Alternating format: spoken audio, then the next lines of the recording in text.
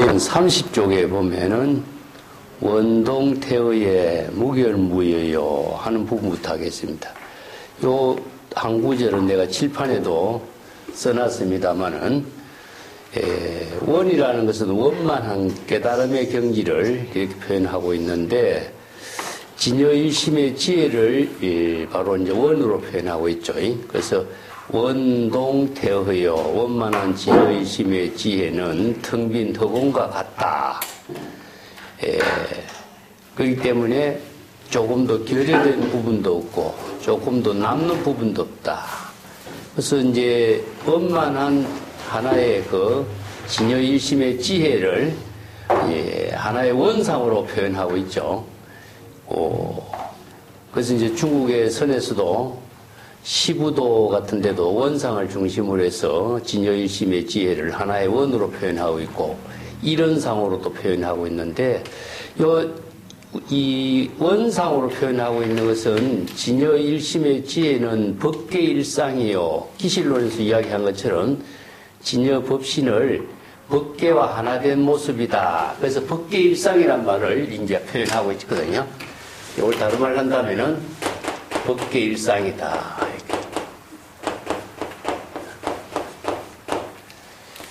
그래서 법계일상의 표현을 하나의 원상으로 이제 이렇게 도시적인 표현을 이제 중국인들 하죠.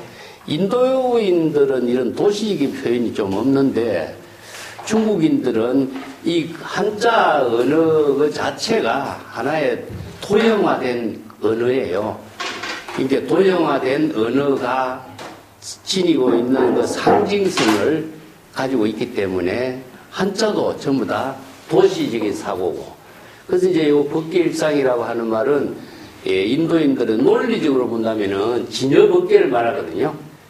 요거 이제 진여법계를 말하는데 진여일심의 지혜가 하나의 원만하게 이루어진 세계. 요걸 원이라고 하는 것은 깨달음의 세계를 표현하고 있거든요. 그래서 원수, 원만 이런 표현을 하는데 자, 이걸 그림으로 그리기 전에 중국인들은 이걸 어떻게 표현하냐면은 10이라는 숫자로 표현해요. 원이라고 하는 숫자를. 그 10이라고 하는 숫자는 원만의 숫자다 이렇게 표현하거든요. 원수라고 표현해요. 원수요. 그리고 무진의 수다. 원수로 끝나는 것이 아니라 무궁무진하게 변화되는 묘형을 지니고 있다. 이런 표현인데 이걸 이제 선에서는 무일물 중에 무진장으로 표현하죠. 그죠? 무일물 중에 무진장. 똑같은 이제 이런 내용이죠. 근데 10을 원수라고 표현하고 있는 이거 자체는 불교에서 화엄 철학에서 제시하고 있는 하나의 논리예요. 그래서 뭐 8과 9는 뭡니까? 결여된 숫자를 보는 거죠. 뭐가 결여됐느냐? 원만하지 못해서 2와 1이 아니라 결여됐다는 소리죠. 모자라는 수라는 뜻이죠. 그러면 11과 11은 뭐죠? 이건 정수라고 해요. 늘어나는 숫자. 자, 무엇을 기준으로 두고 있느냐 하면 10을 기준으로 하고 있거든요. 자, 그 원수는 8과 9는 결이고 11과 12는 정수요.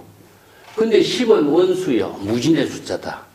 그래서 10이라고 하는 것만이 완전 무결한 것이고 그렇기 때문에 부족한 부분도 없고 남는 부분도 없어. 이제 부족한 것은 8, 9는 부족하다고 그랬죠. 그죠?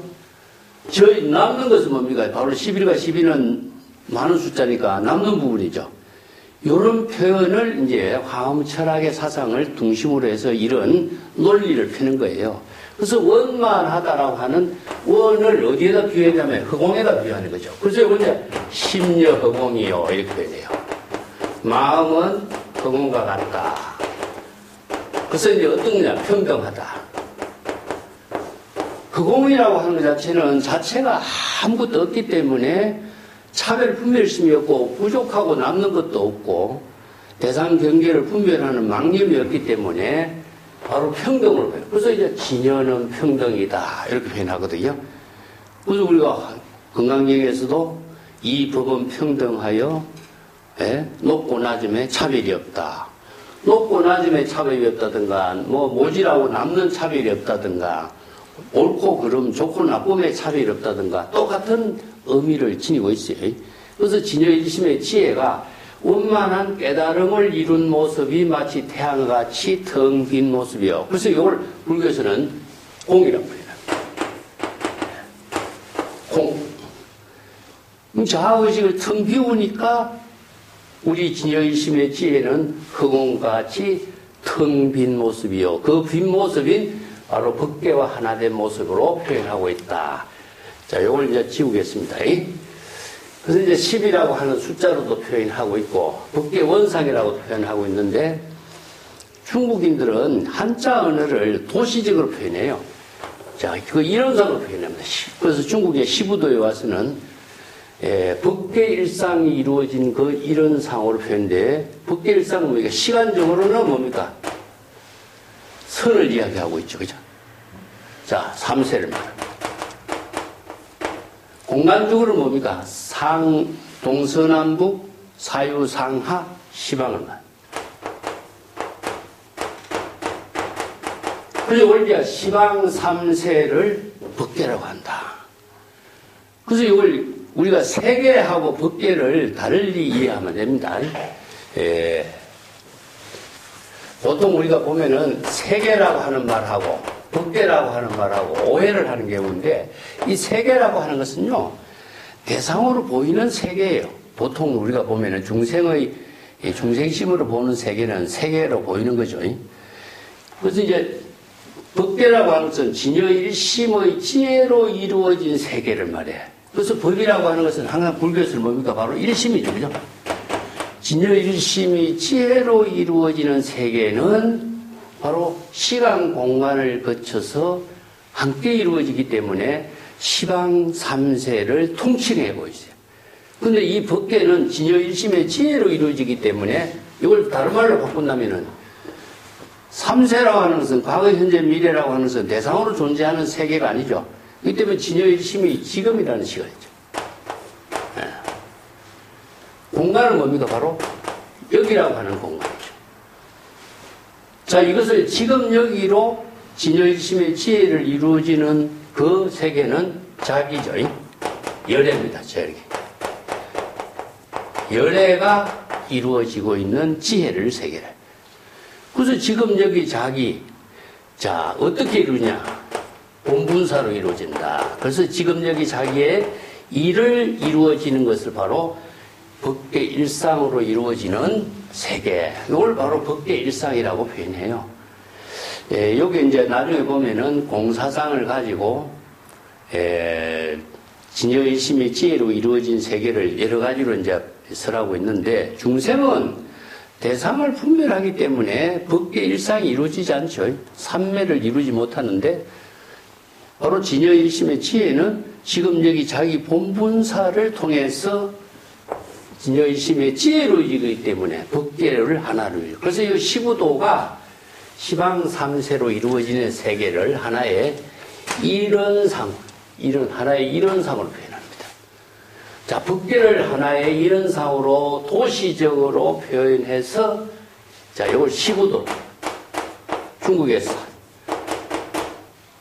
10장의 소를 찾는 그림으로 수행의 단계를 이렇게 설명하고 있는 것이 바로 시부도인데, 딱 10폭의 그림을 가지고 대성불교의 구도적인 수행체계를 전부 다 종합하고 있죠. 압축해가지고. 그래서 시부도가 바로 법계 일상 시부도를 중심으로 해서 진여일심의 지혜를 이루는 세계, 구도적인 세계를 그림으로 표현하고 있는 선문학의 가장 대표적인 작품으로 알려지고 있죠. 그래서 여기 소라고 한다, 이런 것은 바로 진여일심, 본분사를 표현하고 있는데, 요게 이제 하나의 또 수행 입장에서 한번 이 문제를, 깨달음의 경지는 결여됨도 없고 남는 것도 없다. 그게 어떻게 이루느냐? 진여일심의 세계를 말해요. 예. 자, 진여일심이 일체 중생이 본래 부족하고 있는 진여일심이,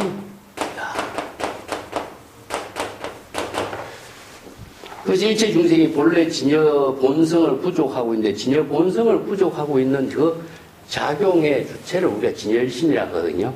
그래서 진여일심을 우리가 수행을 어떻게 해야 될 것이냐 하는 문제가 이제 조사선에서는 무수무정이라고 그래요. 자, 이 수행과 깨달음이라고 하는 문제를 제시하고 있는데, 우리가 여기 신심명에서도 주제가 신심이려의 경지를 어떻게 깨달아 체득해야 될 것인가. 이게 신심의 문제로 설명하고 있는데, 수행을 통해서 이 문제를 해결할 수 있느냐. 진여 본심은 본래 자성이 청정한데, 자성 청정한 진여 본심을 어떻게 수행을 할 것이냐 하는 문제가 나오겠죠. 그렇기 때문에 조사선에서는 본래 열반의 경지이고 본래 청정한 진여 본심은 수행의 대상이 될 수가 없어요. 그리고 본래 청정한 진여 본심을 어떻게 깨달아 정득할 대상으로 삼을 수가 있겠느냐. 그렇기 때문에 수행의 대상도 아니요, 깨달아 정득해서 구해 얻을 수 있는 대상이 될 수는 없어요. 그렇기 때문에 무수무정이라고 하는 말은 본래 자성이 청정한 진여 본심은 어떻게 되겠냐. 뒤에 이제 초발심으로 정각을 이루어서 중생심에서 본래 진여 본심으로 되돌아가는 수행밖에 없어요. 그래서 불교의 수행의 가장 핵심적인 언어가 수행을 대상으로 두고 깨달음을 대상으로 해서 얻는 것이 아니라 바바나라 그럽니다. 요게 이제 본래의 상태로 이런 뜻입니다. 본래의 상태로. 본래의 상태가 어떤 상태냐? 우리가 바로 진여 본심이 원만한 깨달음의 경지는 본래의 상태라. 그래서 이거 제법 종본래 상자 정멸상 하는 것 자체가 일체 중생이 모두 다 본래 면목을 구족하고 있거든요. 이 본래 면목이라고 하는 말이 진여 자성이 청정한 마음이기 때문에 이 본래 면목은 수행의 대상도 아니고 본래 면목은 깨달아서 정득해서 얻을 수 있는 대상이 아니기 때문에 본래의 상태로 되돌아가는 것, 어떤 상태냐? 비본래에서 우리가 살고 있는 중생이기 때문에 본래의 상태로 되돌아가는 것을 불교에서는 수행이라고 합니다. 이걸 수행이라고 용어를 쓰는데, 수행은 다른 말로 한다면은 귀라는 말을 써요. 귀. 이게 이제 기근덕지라고 하는 말이 신심맥에서 나오는데, 기근덕지에서도 다시 설명하겠지만은 근본으로 되돌아간다. 기근덕지. 신심맥에서 이런 말 쓰죠. 근본으로 되돌아감으로써 종지를 깨달아 체득할 수 있는 거죠. 그래서 그걸 수행의 대상을, 마음을 수행의 대상으로 삼아서도 안 되고, 마음을 깨달음 얻을 수 있는 대상으로 삼아서는 이건 정법 수행이 될 수가 없어요.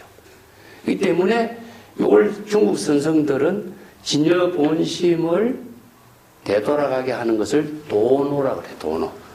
단번에 깨달아서 진여 본성을 회복한다. 진여 본성을 되돌아간다 하는 것인데, 본래 청정으로 되돌아가는 거고, 본래 청정을 회복하는 수행을 불교에서는 초발심, 발심 수행이라고 그러거든요. 그래서 초발심, 발심 수행을 도노견성이라고 합니다. 그래서 중국 선생들은 이제 경전에서 많은 법문을 설하고 있는 것을 도노견성이 한마디로 정리하고 있는 거죠. 그래서 이제 천지, 동건, 만물일체라고 하는 것처럼 일체의 모든 근본은 진여자성의 근본을 두고 있다. 그래서 진여자성을 깨달아 체득하는 것을 불교의 수행으로 하는 것이지, 진여자성은 본래 자성이 청정한 것인데 진여자성을 수행의 대상으로 두서도 안 되고, 진여자성을 깨달아서 정득하려고 하는 대상 경계로 두서도 안 된다. 이걸 바로 이제 안목이 있는 사람이 정법 수행을 어떻게 해야 할 것이냐 하는 문제거든요. 안목 없는 사람은 그냥 마음을 그냥 깨끗하게 하라, 마음을 번뇌망념을 없애라, 마음을 청정하게 하라, 자기 본성을 깨달아라, 이렇게 해서 자기가 쉬운 말로 이렇게 이야기하지만은 그 불법하고는 전혀 관계없는 자기 주장의 말이죠. 이 때문에 안목을 구족하지 못하면은 정법 수행을 이루지 못한다, 이런 뜻입니다. 그래서 중국인들도 보면은 그 논어 같은 데도 과유불급이란 말이 있어요. 그죠? 예, 지나친 거 습도 안 되고, 모질하는 것도 안 된다. 이런 말이 이제 중도적인, 중용적인 사상인데, 예. 과유불급이란 말도 있어요. 이 과는 뭡니까? 바로 지나친 거죠. 불급은 무엇이냐? 모질하는 겁니다. 그렇기 때문에 이런 표현을 했는데, 그럼 어떻게 해야 될 것이냐? 그죠? 중용의 어떤 덕을 이제 이야기하죠. 중용. 중간을 중간의 기준이 어디 있느냐 하는 것이 애매하죠. 그래서 중국인들도 이런 지혜를 가지고 있는데, 객관성을 갖고 있고 체계에 있는 논리 체계를 갖추고서 보편적으로 모든 사람이 똑같은 경지를 깨달아 체득할 수 있는 법문이 좀 없어요. 그래서 불교는 법의 체계로서 이루어졌기 때문에 법수의 논리로 방편법문을 정확하게 제시하고 있기 때문에 과거, 현재, 미래 3세의 재불이 똑같은 경지를 수행하고 똑같은 경지를 깨달아 정득할 수 있는 법문을 중도, 공, 불이 법문 이런 법문으로서 쭉 설하고 있는 것이 바로 법수의 논리다 이렇게 표현합니다. 자, 이게 원만하여 허공과 같이 둥글어 조금도 부족함도 없고 또 남는 것도 없다. 완전 무구한 그런 경지가 진여일심의 지혜의 묘용이다.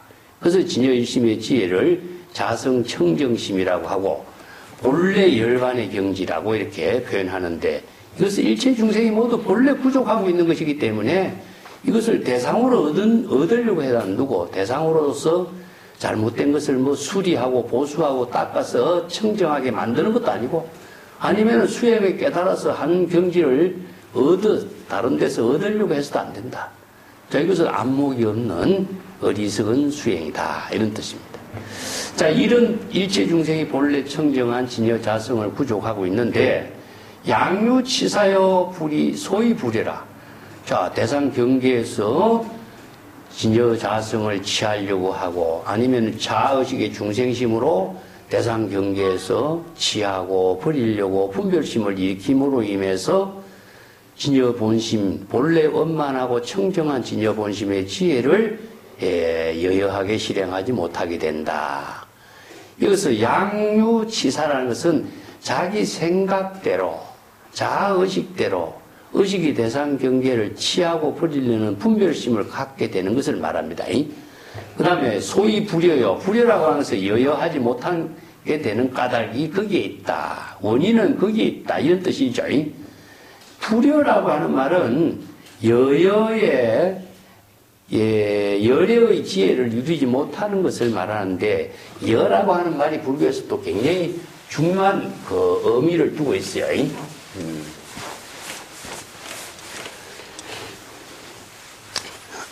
여라고 하는 말은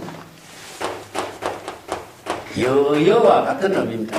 이걸 다른 말로 한다면 열애와 같은 뜻이죠. 그래서 어디에서 오고 어디에서 가고 하는 것이 아니라, 무슨 열애라는 것은 어디에서 온 것도 아니고 어디에서 가는 것도 아니고, 어디에서 가고 오고 하는 것은 대상이 있는 거죠. 그렇기 때문에 무소종례의 영무소고라고 해요. 금강경에.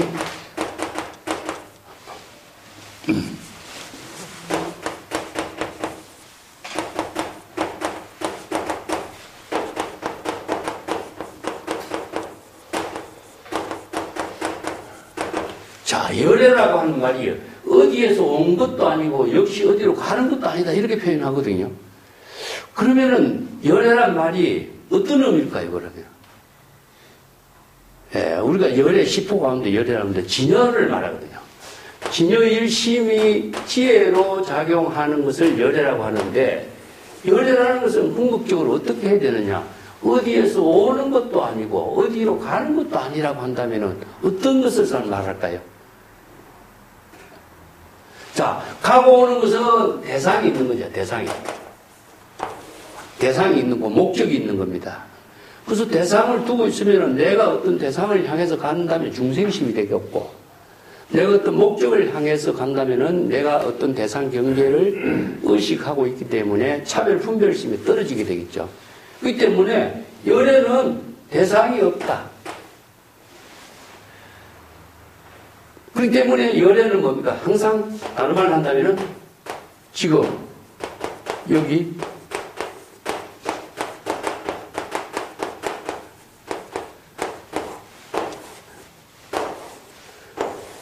항상 지열에는 지금 여기 자기 본분사의 일로 진여 삼매의 경지에서 보살도의 삶을 공덕행으로 실행하는 사람이다. 이렇게 이야기할 수 있죠. 그죠? 이걸 보면 지금 여기 자기 본분사. 자, 이걸 일대사라고 해요.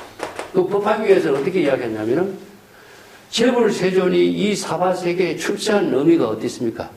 일체 중생들에게 불법을 계시해서 깨달아 체득할 수 있는 정법의 안목을 설하는 법문이 일본의 출세다 그래. 그렇다면 열애가 지금 여기에 자기 본분사로서 일대사의 일을 하는 것은 뭡니까? 뭘까요? 설법이죠.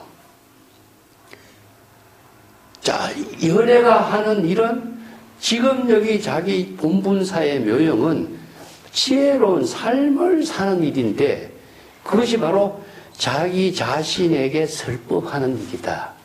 대상을 향해서 설법하는 일이 아니고 자기 자신에게 설법하는 거예요. 그 대표적인 것이 천동 여정성사 풍명송이 있어. 풍명송. 이걸 유명한 그 개송으로 해야 하는데 온몸이 하나 입이 된다 그러죠. 풍명송 한번 적어볼까?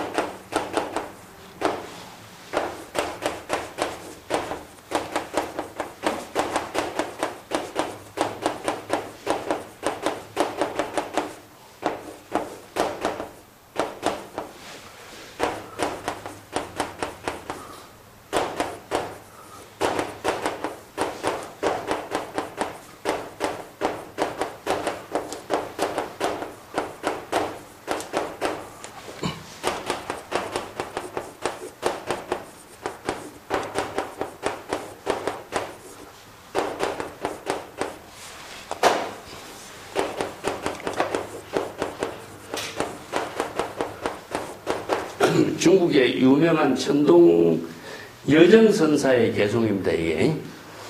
이게 풍력이라고 하는 것이 이제 허공에 걸려 있는 거죠, 그죠? 이 풍령송이라고 해요.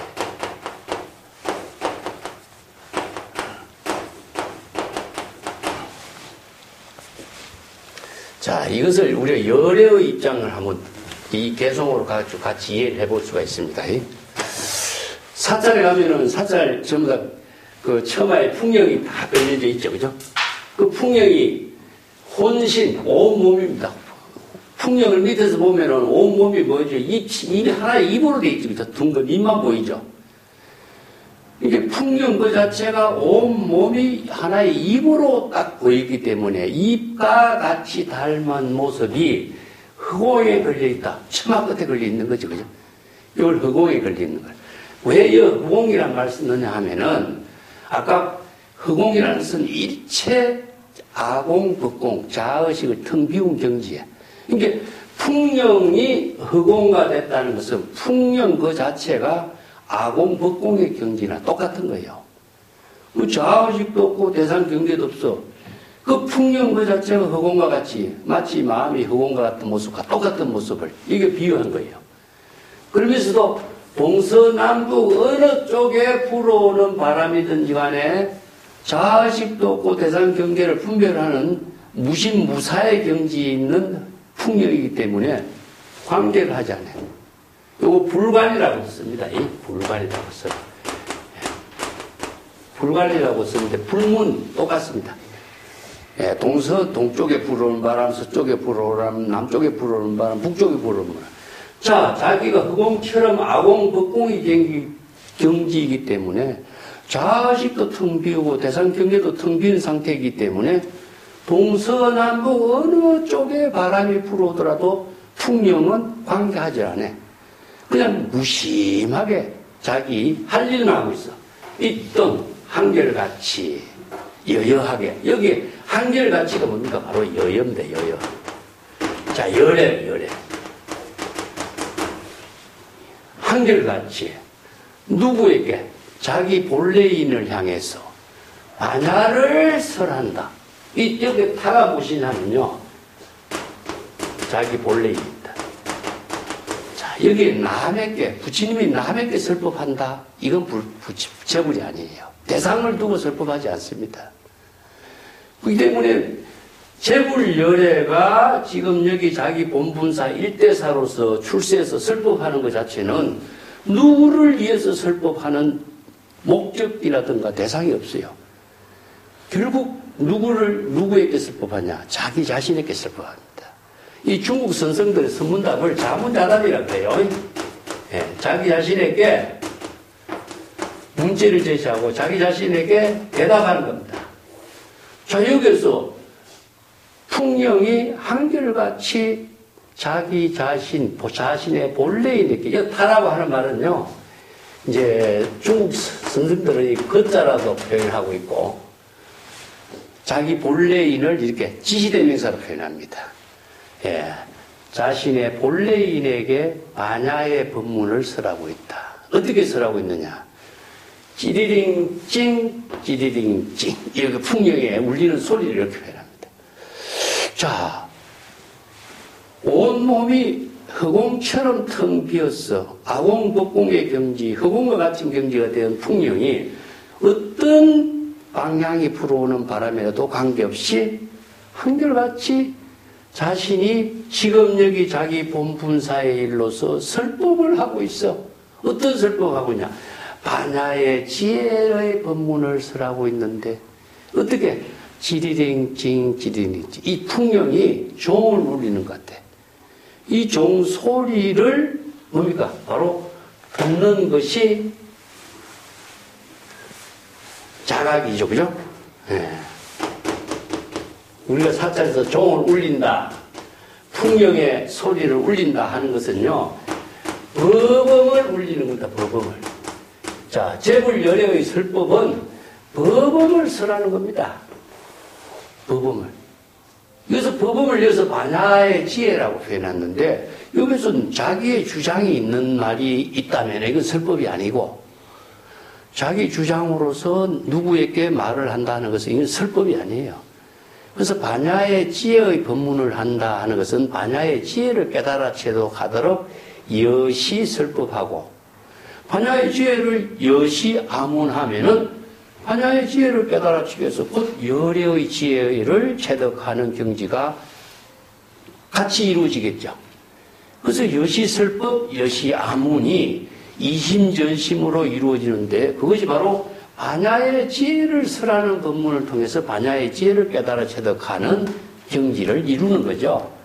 자, 이것이 바로 열애입니다. 열애는 누구를 위해서 설법하는 것이 아니라 시절인연의 자기 본분사다. 자, 동쪽에서 불어오는 바람 같으면 동쪽 바람을 받고 본분사, 서쪽에서는 서쪽 바람을 받고, 이게 바로 열애의 묘용과 똑같습니다. 이걸 우리가 풍령에다 비유했지만은 제법 실상의 모든 만법이 시절 인연에 따라서 자기 본분사의 묘용을 펼치지 않는 존재가 아무도 없어요.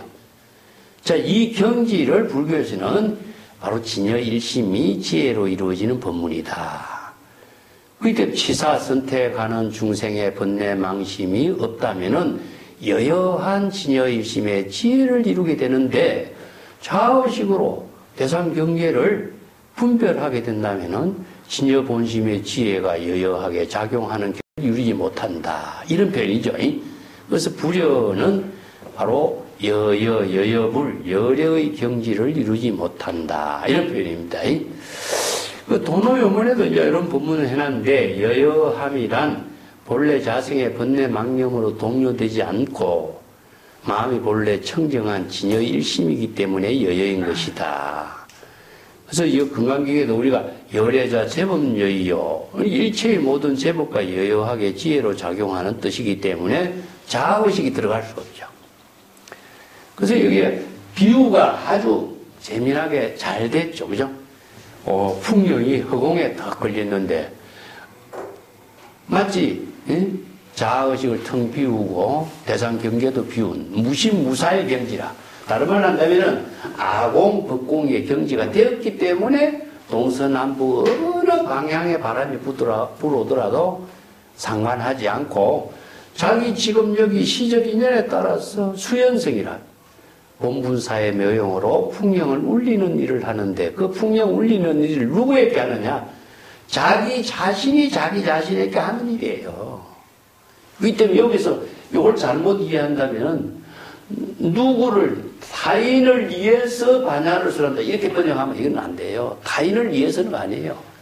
자기 자신에게, 자신의 본래인에게. 이게 이 소리를 자각하는 사람이 바로 본래인이 자각하는 거예요.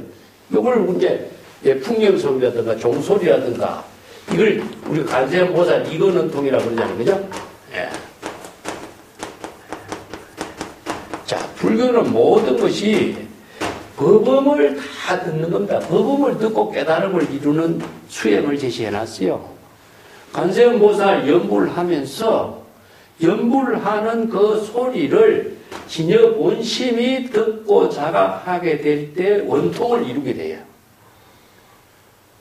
자, 그것을 소리로, 대상경계의 소리로 듣게 된다면 대상경계의 소리가 귀로 들리면 중생이 돼요. 육根으로 들으면은. 근데 이건이라는 것은 진여 본심의 지혜로 이룰 때 원통이 돼요. 그렇기 때문에 반야의 법문을 귀로 듣는 것이 아니라 진여 일심의 지혜로 설할 때 여시아문하는 겁니다. 여시아문하는 것이 바로 열애가 진여의 일심의 지혜로 청법하게 되는 것을 말하거든요. 그리고 이걸 이제 어떻게 해야 되느냐? 그 금강경 이제 수능경에 반문문 자성이라고 이렇게 써요.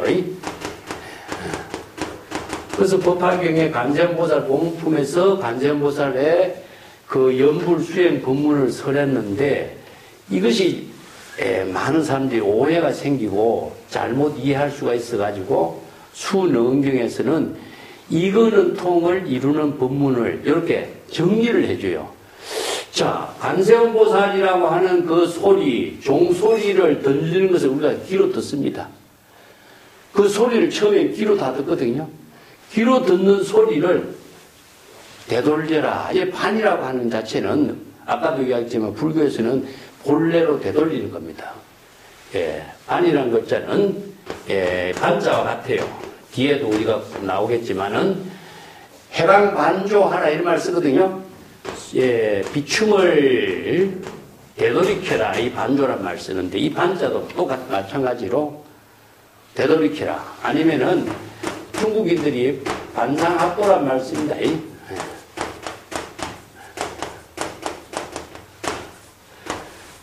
상식적인 모든 사고를 되돌이켜자. 상식을 벗어나야 도학해야 된다는 뜻인데 이것은 중생심해로 듣는 모든 소리를 진여 본심으로 되돌아가게 해야만이 중생심의 망념을 전부 다 비우게 돼요. 네. 자, 망념을 비우는 것은 여기서는 공이란 말씀입니다. 그러면 귀로 들리는 관세음보살이라고 연불하는 자신의 귀로 들리는 소리를 되돌이켜서 자성이 자각으로서 여시아문하도록 해라. 이 문은 여시아문이라. 진여 자성이 자각을 해서 여시아문하는 것이 이근원통이 되는 겁니다.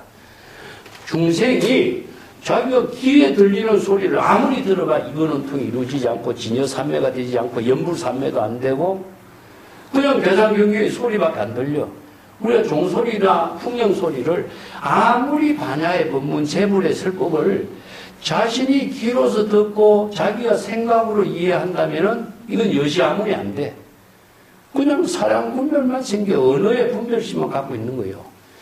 이 때문에 우리가 금강경에서나 법화경에서 경전의 법문을 수지, 독송 이런 말 쓰죠. 오종 방편수행을 쓰는데 수지, 독송 하려면은 바로 진여이심의 지혜로 그 법문을 여시아문하고 수지, 독송해야 진여이심의 지혜를 이루는 것이 되는데 열애가 되는데 중생심으로 아무리 많은 언어를 이해하고 배우고 익힌다도 지식으로 이해하는 단계에서 벗어날 수가 없어요.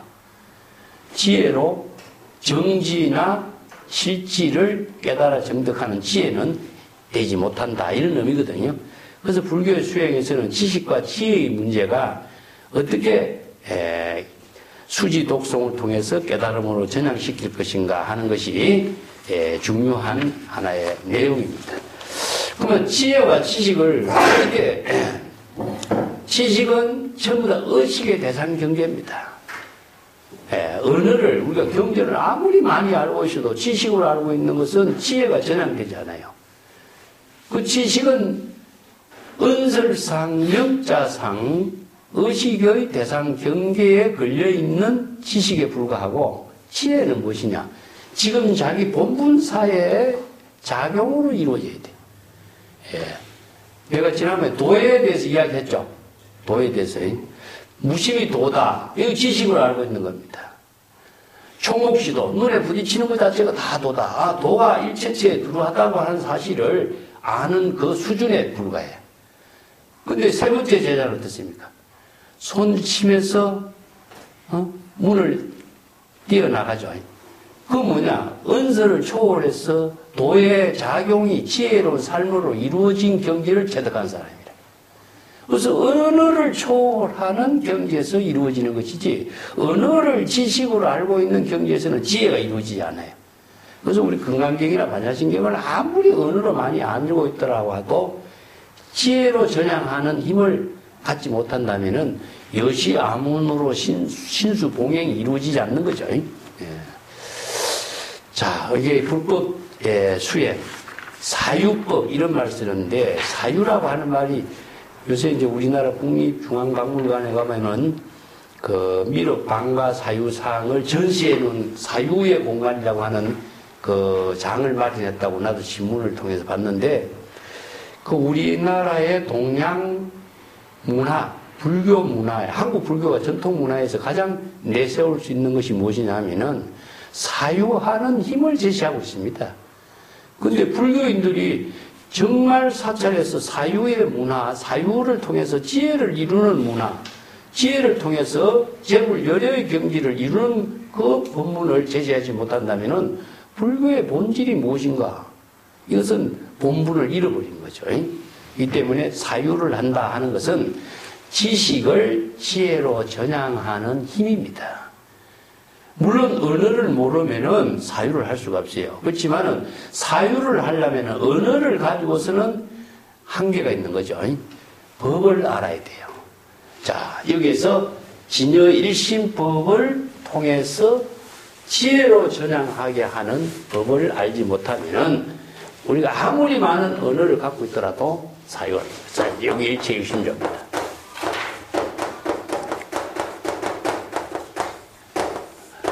자, 일체의 모든 법을 어떻게 해야 되겠어요? 진여일심의 지혜로 사유해서 스스로 지혜로운 삶을 창조해낼 수가 있어요. 그것을 언어로서 알고 있는 한 언어의 지식의 은설의 대상 경계에서 벗어날 수 없는 것을 이렇게 표현하고 있습니다. 자, 32쪽으로 갈까요?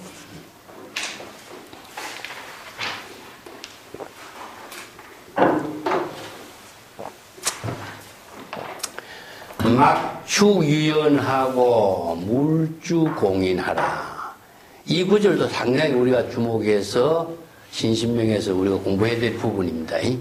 인연이 있다고 쫓지 말고 또한 공인의 경지에도 안주하지 말라. 이런 표현이거든요. 이 위에 구절은 인연이 있다고 쫓지 말라. 인연이라고 하는 것은 중생심으로 의식의 대상 경계에 반영된 인연을 말하고 있습니다. 예. 자, 위의 구절은 중생심으로 일체의 유의법이 되는 겁니다. 자, 밑에 구절은 어떤 것이냐면은 공인에 머물지 마라. 공인은 무생법인이죠.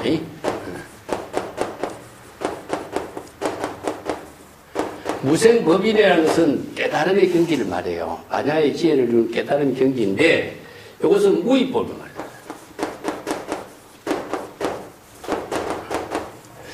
자, 이것을 전부 다 말했어요. 이걸 일체법이라고 하는데 일체법에 대해서 우리가 불법을 어떻게 공부해야 될 것인가 이 두 구절로서 이걸 전부 다 정리하고 있어요. 자, 인연이 있다고 대상 경계를 쫓지 말라. 자의식으로 의식의 대상 경계, 육권 육식으로 육진의 대상 경계를 추구하면은 인연이 있는 것이 되죠, 그죠? 그러면 일체 유의법이 돼요. 자, 자의식으로 일체 자의식으로 대상 경계를 분별하고 집착하고 지사 선택하면은 일체 유의법이 돼. 금강경에서 뭐라 했습니까? 일체 유의법은 여몽한 포영 실체가 없죠. 응? 하나와 같습니다. 물거품과 같고, 아지랑이와 같고, 실체가 없어요. 이걸 이제 무실이라고 해요.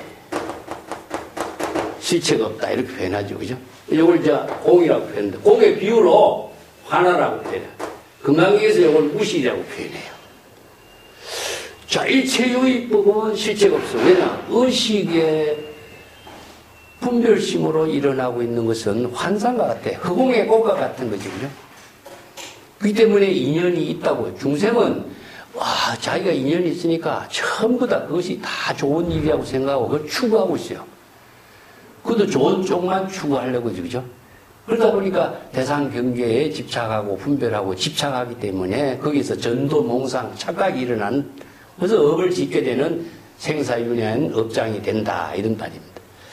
자, 위에는 이게 중생의 유의법을 쫓지 말라 하는 말이고, 물주공의는 자, 깨달음의 경지, 자꾸 무생법인 공의 경지에도 안주하지 말라. 이것은 깨달음의 경지를 이룬 사람이 깨달음의 경지에 안주해서도 안 된다. 해탈 열반의 경지야. 뭐 예를 들어서 한 경지를 깨달아 체득했다 하는 사람이 자신이 깨달음의 경지에 안주하는 것을 바로 소승불교에서는 정상만이라고 그랬죠. 자, 깨달음의 경지는 바로 무의법이라고 할 수 있는데, 무의법 경지는 우리가 열반의 경지다. 그래서 열반의 경지를 대상 경계를 추구한다면 열반의 경지가 결국 또 대상 경계가 만들어지겠다. 자, 이것을 바로 법신의 선병입니다.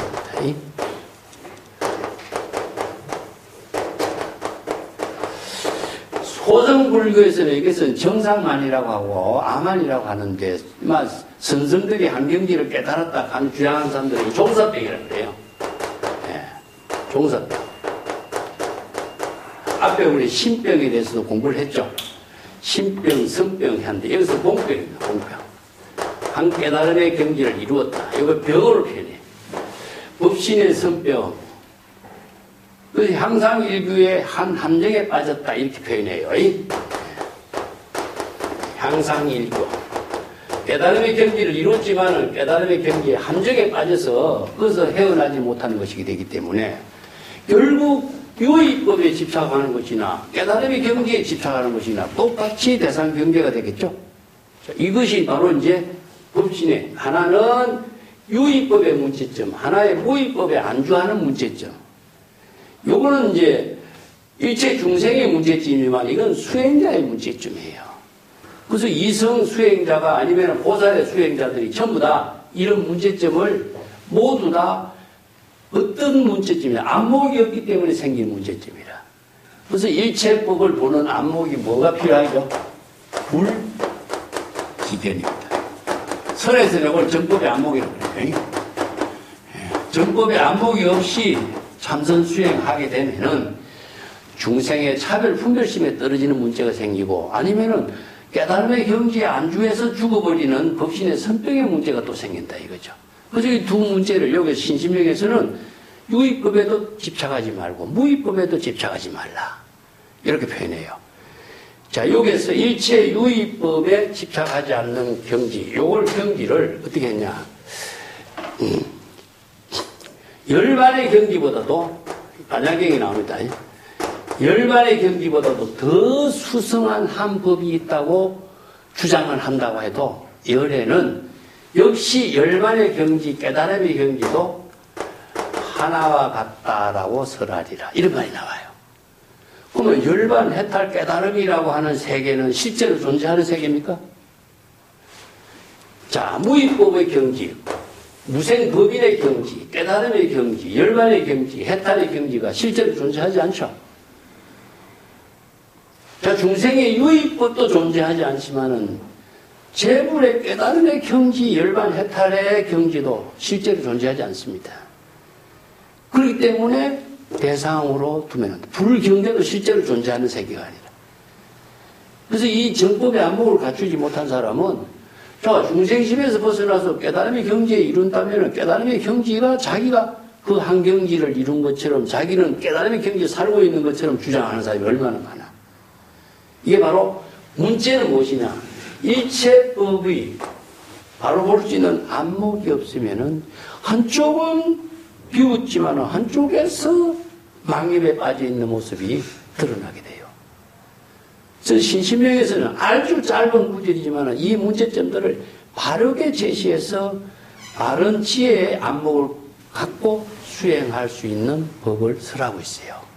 자, 이 구절은 굉장히 중요하니까 인연이 있다고 대상 경계를 쫓지 말라. 중생심으로 일체 유의법에 영웅한포용이라는 사실을 깨달아 안목을 갖추고 또 공인, 무생법인, 반야의 지혜를 깨달아 체득했다고 반야의 지혜의 경지에서 안주하지 말라. 깨달음의 경지에 안주한다면은 열반 해탈의 경지, 법신의 선병에 걸리기 때문에 역시 대상 경계에 집착하는 중생애로 전락되는 것이죠. 자, 여기서 무생법인은 반야의 지혜를 이룬 깨달음의 세계를 말합니다. 이 공인이라고 표현하는데 공의 세계를 표현하고 있습니다. 이런 두 구절이 다 경전에서 설하고 있는 법문들을 신신명의 개송에서는 이걸 압축시켰어요. 압축시켜가지고 이렇게 정리해놨기 때문에 이 근거의 출처를 우리가 좀 내가 여기 설명을 좀 정리를 했습니다만은 이 경전에서 설하는 법문을 여기에 연결시켜서 이해하고 깊이 사유를 하고 이 법문의 핵심을 내가 바른 지혜로 체득할 수 있도록 공부를 해야 돼요. 그렇지 않으면은 글은 아는데 내용을 모르고 지혜로 전향할 수 있는 힘이 없어. 사유가 하는 힘이 없으면은 그 자신이 정법의 지혜를 바른 안목으로서 본분사를 실행할 수가 없어요. 자, 그런 법이기 때문에 무생법인, 무주의 경지에 머물지 마라. 이렇게 표현합니다. 자, 교재 우리가 33쪽에 한번 내보고 가봅시다. 건강기에서 언제 어디나 의식의 대상 경지에 집착하거나 안주하지 않아야 된다. 그래서 무상, 무주 법문을 건강기에서 가장 설하고 있죠. 그죠? 예. 자아의식, 사상을 비운다든가 무상, 무주의 법문이 건강기의 핵심 법문이에요. 반야의 경전이 다 그렇습니다만, 깨달음의 경지에 거기에 안주하면은 향상일교, 함정에 빠지리라. 그리고 또 공의 경지에 머무르게 된다면 공병, 공견에 떨어집니다. 이 공병은 참 고치기 어려운 병이 하나라고 그래요. 그래서 신병도 고치기 어렵지만은 공병은 고치기가 더 어렵다. 그래서 안목을 부족하고 또 자신이 그 발심 수행하는 그 수행을 바르게 하지 못하면은 공병을 해결하지 못합니다. 여기서 이제 치사 선택이라든가 공가 여러 가지 차별 분별심을 초월하는 법문을 해놨는데 그 33페이지 중간에 보면 6조 해능의 법문이 있습니다. 선악을 모두 함께 사장 분별하지 말라. 부모 미생 이전에 본래 면목을 체득하라. 아니면 천짐 2분 전에 본래 면목을 체득하라. 이런 법문들이 이제 중국 선성들이 많이 사용하고 있는 법문인데, 선과 악의 대상 경계를 초월하는 법문. 부모 미생 이전. 이 부모 미생이라는 말도 이 글자대로 이해하면 안 됩니다. 부모를 분별하는 것은 중생심이에요. 자아의식의 중생심으로 부모를 분별하는 것이지, 부모 미생, 자아의식으로 부모를 분별하는 번뇌망심이 일어나기 이전, 이런 의미죠. 그것은 궁극적으로 본래 면목, 진여본심입니다. 그래서 진여본심으로 되돌아가게 됨으로 해서 일체 선과 악, 부모, 차별, 분별심을 모두 다 함께 텅 비우게 되는 것이 본래 면목을 회복하는 불법의 수행이다. 이런 뜻입니다. 예, 6조 단계에 보면은 해령이 법단이라고 하는 제자에게 법화경의 법문을 이렇게 설하고, 그럼 여기에서 무슨 법문을 하냐 하면은, 법단이 법화경의 법문을 설할 때 해령이 이렇게 대답합니다. 나는 불식문자인데, 불식문자이니까 그대가 법화경을 한번 읽어봐라. 이렇게 이야기하거든요. 그래서 여기에 불식문자란 말이 나와요.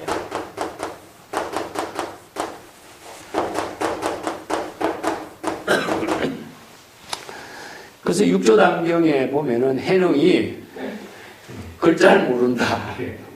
나는 불식문자니까 그대가 법화경을 읽어라. 내가 그대가 읽는 법화경을 내가 듣고 그대께 법화경의 핵심을 설하리라. 이렇게 법문이 있어요. 그래서 불식문자는 요걸 글자대로 본다면 해능은 문자를 알지 못하는 사람이 이렇게 이해하죠. 그죠? 예, 불식이란 말은 달마하고 양무제가 만났을 적에 나와 그대 마주하고 있는 그대는 누굽니까? 달마가 뭐라 그러죠? 불식이라고 그러죠. 불식이라고 그럽니다. 자, 불식이란 말은 부지하고 불회, 이 세 마디는 선어입니다. 선어. 선에 독자적인 언어인데, 이것은 어떤 의미냐면은 사량 분별 의식을 하지 않는다. 문자에 대해서 나는 사량 분별 의식을 갖고 있지 않다. 이런 뜻입니다. 해능이 글자를 모른다. 이런 뜻이 아닙니다. 글자를 모르는 사람이 어떻게 불교 경전 그 차원 높은 불법을 공부할 수 있겠어요. 자, 부지. 대상 경계로 나는 사량 분별해서 알지 않는다. 대상 분별해서 아르마리 분별심을 일으키지 않는다. 이런 말이에요. 그렇기 때문에 선은 진여일심이라고 했죠.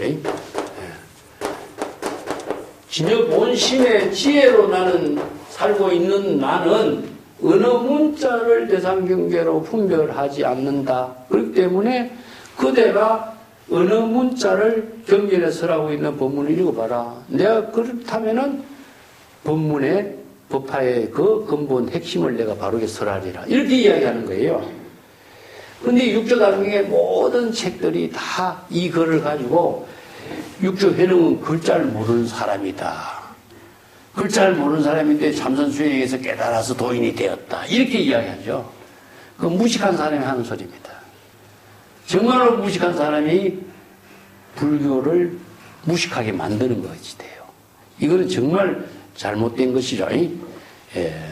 그래서 법화, 마음이 미혹하면 법화경에 굴림을 당하고 마음으로 깨달아서 정법의 안목을 구족하게 된다면 법화경의 법문을 내가 마음대로 굴릴 수 있다. 이런 뜻입니다. 요 구절에 주목을 해요. 법화를 심미 법화전이요. 심호 전 법화. 요 줄을 끊으세요. 마음이 미혹하다는 것은 중생심이 되었을 적에는요. 법화경의 법문에 내가 끄답니다니에요. 예, 왜냐하면은 안목이 없는 사람은 경전에 어느 문자에 내가 끌려다니는 거나 마찬가지입니다.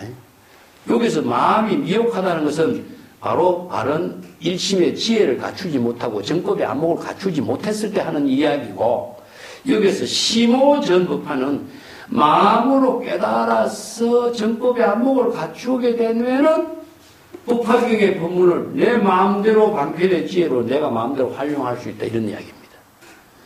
자, 여기서 심미하고 심오의 차이가 무엇이냐 하는 것을 알아야 된다는 거죠. 예. 우리가 참선 수행에서 심미,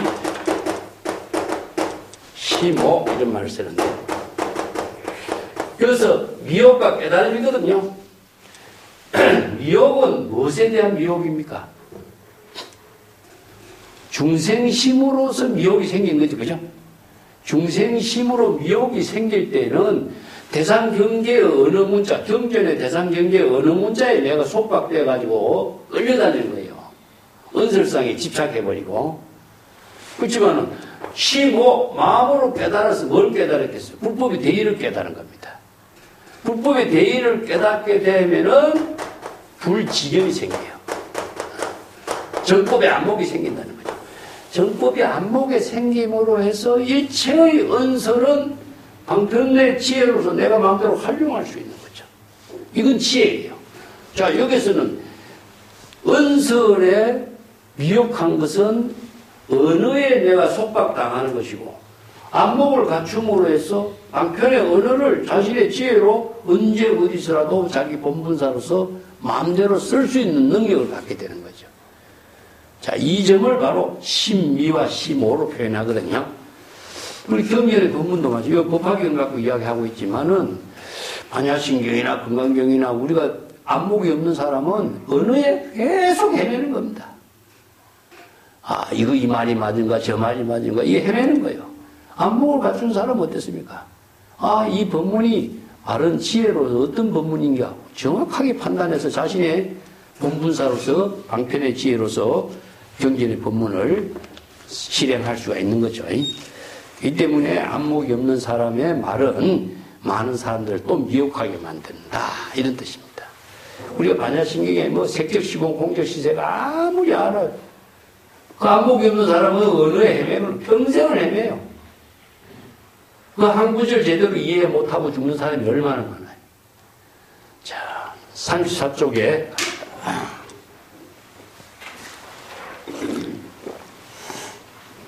일종평에 하면 민연자진하리라.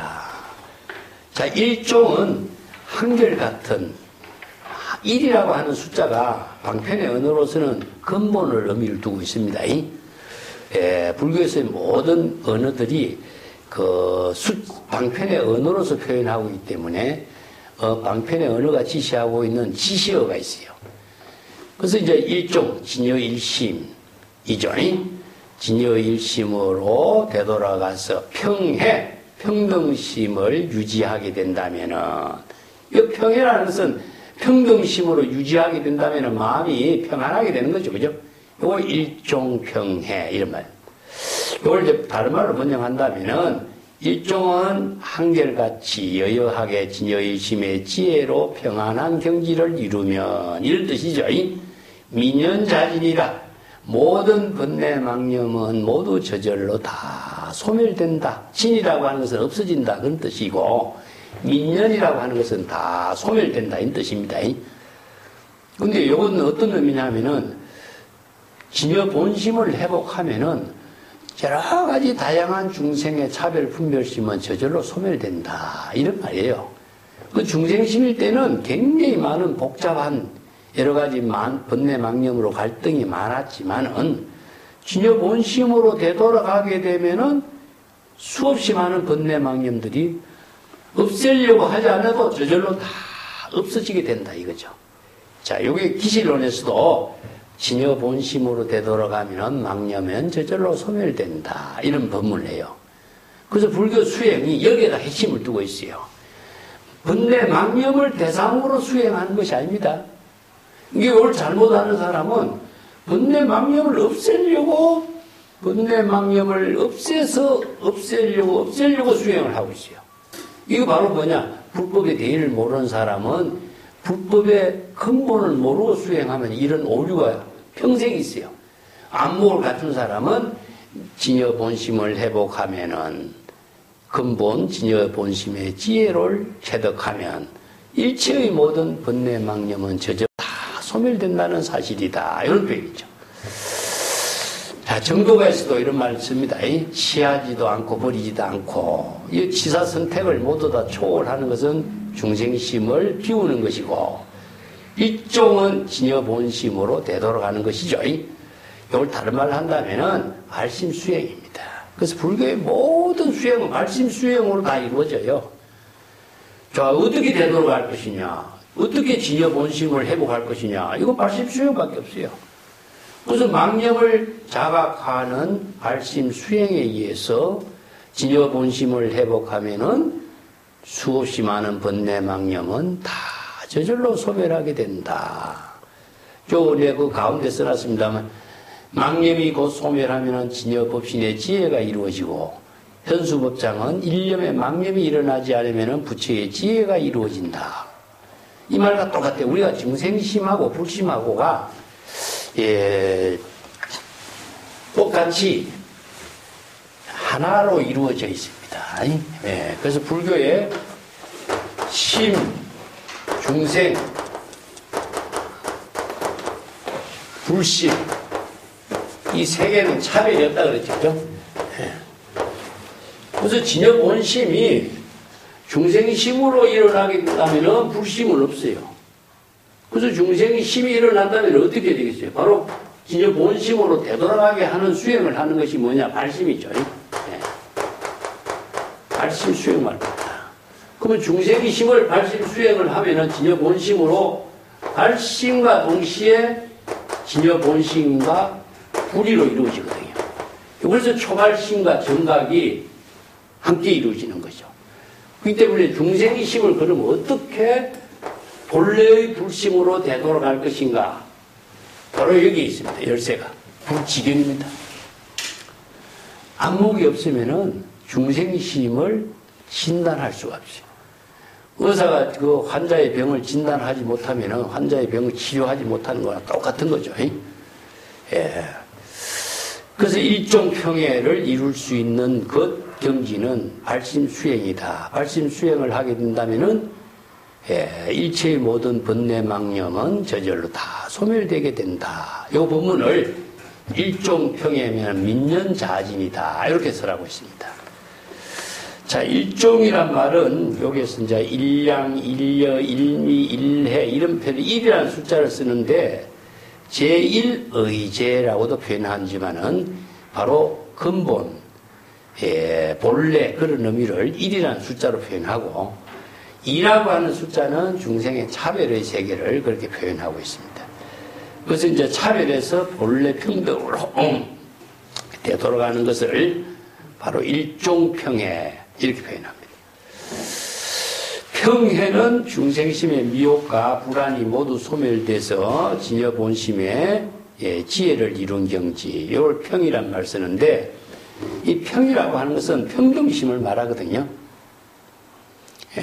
그래서 이제 금강경에 이 법은 평등하여 무유고하다 이런 말 쓰는 것처럼 본래의 상태, 평안의 상태 그런 의미를 두고 있습니다. 인천안목에도 이런 법문을 그대로 많이 좀 차용해서 쓰고 있는데 중생심의 모든 번뇌 망념을 다 비운 경지, 바로 자취나 흔적이 없는 경지, 이것이 바로 발심 수행을 통해서 모든 차별 세계를 다 본래의 평등으로 되돌아가게 하는 거죠. 자, 35쪽의 본문 볼까요?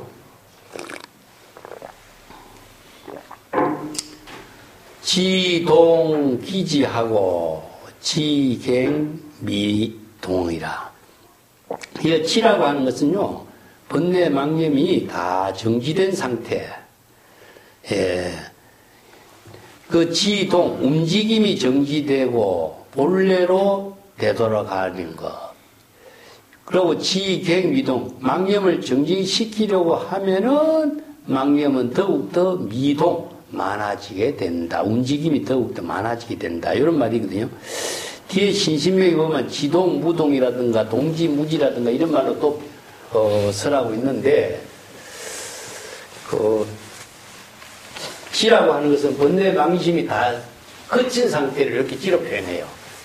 여기서 이제 지와 동이라고 하는 두 가지 언어로서 우리 일침의 작용을 표현하고 있는 거죠. 지하고 동하고. 지는 선정이고, 선정의 상태라고 보면 돼요. 번뇌 망념이 다 머무는 상태니까. 동이라고 하는 것은 망심이 움직이는 상태니까 망심이 작용하고 있어요.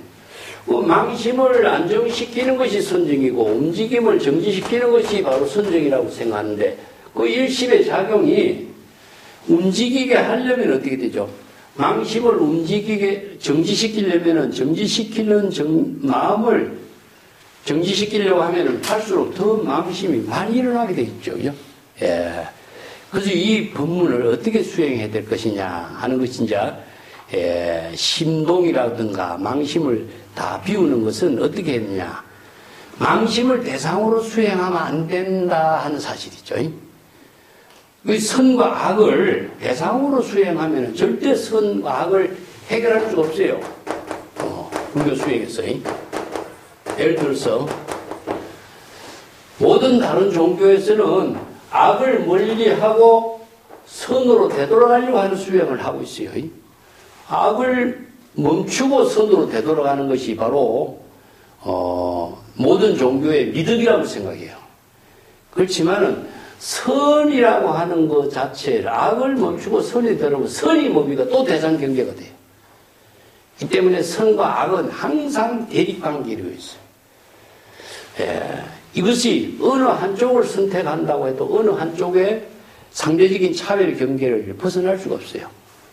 이 때문에 이 망념이 움직이는 것은 똑같아. 자, 움직이는 것을 정지했다 해도 정지가 되는 것도 아니고. 그래서 궁극적으로 뭡니까? 이 두 가지를 모두 한꺼번에 다 어떻게 돼요? 피워야 돼요. 그래서 부모 미생이전. 그래서 여기서는 뭐 좋고 나쁜 여러 가지 모든 중생의 차별의 세계를 요걸 말해요. 중생의 차별심을 어떻게 해결해야 될 것인가. 이게 불교 수행에서의 묘미죠.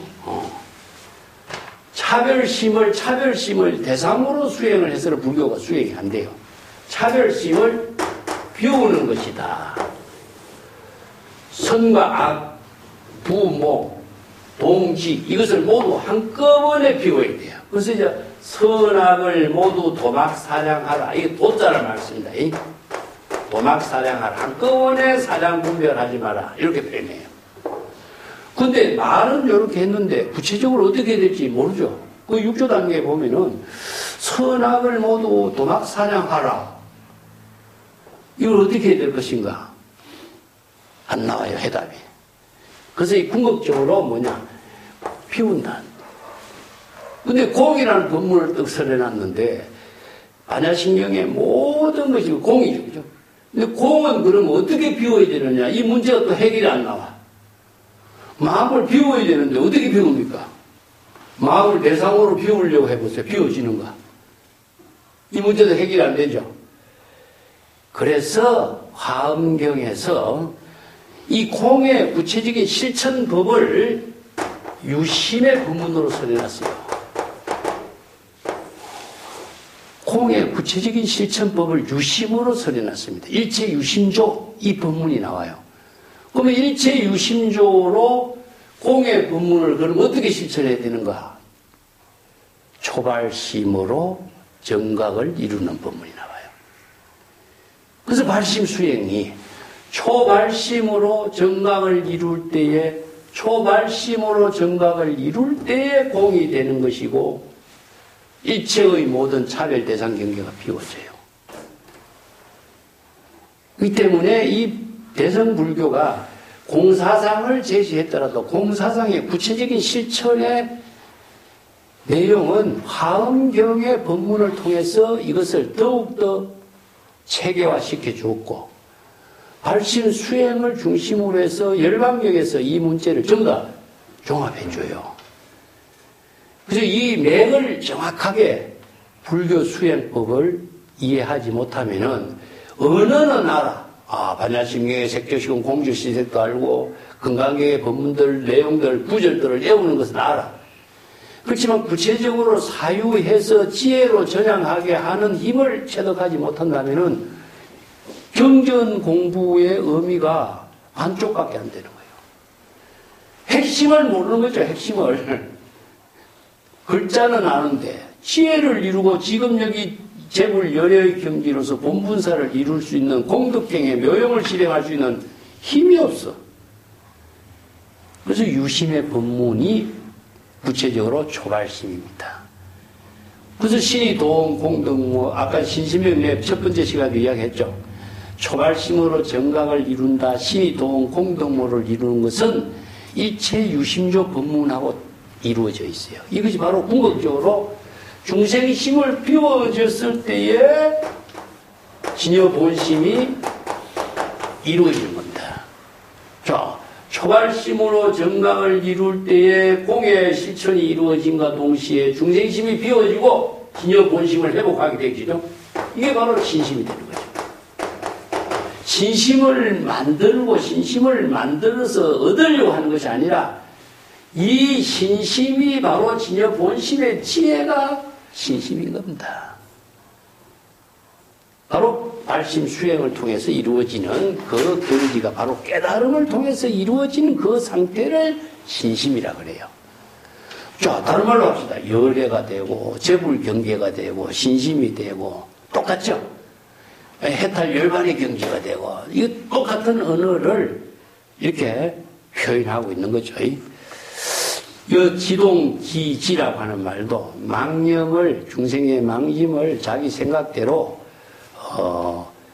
멈추고 본래의 상태로 되돌아가려고 하거나 또 망념을 정진시키려고 하면은 망념은 더욱더 많아지게 되는 것이다. 자, 이것은 불법 수행을 정법의 안목 없이 수행하는 모습이다. 자, 정법의 안목을 갖추면은 바로 이제 깨달음과 정지하는 거와 또 망념이 일어나는 것과 미혹과 깨달음, 선과 악 이러한 두 상대적인 차별심을 모두 한꺼번에 텅 비우고 진여 본심으로 되돌아갈 때에 일체의 차별 분별의 미혹에서 벗어날 수가 된다. 우리가 불법의 현지를 알지 못하면은 망념이 더욱더 많아지고 헛되이 쓸데없이 망념을 없애려고 하고 고요하게 하려고 한다. 앞에 구절에서 공부했죠. 똑같습니다. 이 현지를 알지 못하면 불법의 대의를 알지 못하는 거거든요. 불법의 대의를 알고 안목을 갖추었을 때에 바른 수행을 할 수가 있는 것이지 글자를 알고서 수행을 한다. 이것은 방편 법문을 바르게 수행하는 지혜가 부족한 거죠. 망심을 가지고 망심을 움직이려 하는데 망심을 멈추려고 하면은 망심은 더욱더 많아지고 산란스럽게 된다는 사실입니다. 자, 36페이지 또 마찬가지죠. 신심명이 뒤에 가면은 또 지동무동이요 동지무지라고 하는 말도 얻고 있는데 이 내용도 거의 비슷한 내용입니다. 망심의 움직임을 정지시키려고 하거나 없애려고 하지 말고 정법의 안목을 부족해서 중생의 망심과 신병을 진단하고 치료하는 방편의 지혜를 실행할 수 있는 능력을 갖추어야 된다. 자, 정법의 안목으로 지와 동, 정과 동 이런 상대적인 차별, 분별심을 모두 한꺼번에 텅 비우는 이런 무엇이냐? 바로 발심 수행법입니다. 그래서 진여 본심을 회복했을 때에 일체의 번뇌 망념은 저절로 소멸되게 돼 있어요. 이걸 대상으로 소멸시키려고 하면 절대 소멸이 안 되는데 진여 본심으로 되돌아가면 일종 평해를 이루게 된다면 망념은 모두 다 저절로 소멸되게 되는 것이다 하는 거죠. 그 금강경에 이제 육조단경에 식심견성이란 말이 있어요. 식심견성 제가 36페이지고 써놨는데 식심견성하고 견성성불하고 두 가지 그 법문들이 그 육조단경에서 쓰라고 있는 핵심이거든요. 이걸 한번 봅시다. 신심명 공부하려면 이런 언어의 법문들 똑같이 다 함께 해야 되거든요.